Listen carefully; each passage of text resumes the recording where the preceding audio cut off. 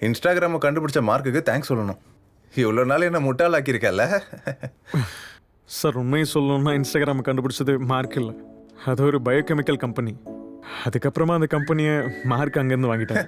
உனக்கு எல்லாமே தெரியும்ல. நீ பிசிக்கு வேணா ட்ரை பண்ணலாமே. இல்லை வேண்டாம், நான் ஒரு நல்ல ஸ்டாஃபை மிஸ் பண்ணிடுவேன். சரி உட்காரு. Thank you sir. டீ சாப்பிட்டியா?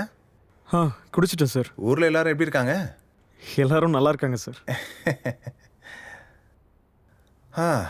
அப்புறம் சச்சின், சார். இப்போல்லாம் இன்ஸ்டாகிராமை நோக்கி தான் மொத்த பொண்ணும் போயிட்டு இருக்காங்க. அதுவும் சின்ன சின்ன ட்ரெஸ்ஸை போட்டுக்கிட்டு ஃபோட்டோஸும் வீடியோஸும்.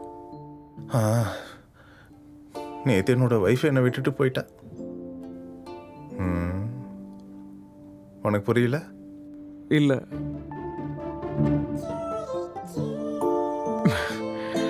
வெளியே என்னால் இன்ஸ்டாகிராமை ஓப்பன் பண்ணவே முடியல. இதை ஆஃப் பண்ணி தரியா?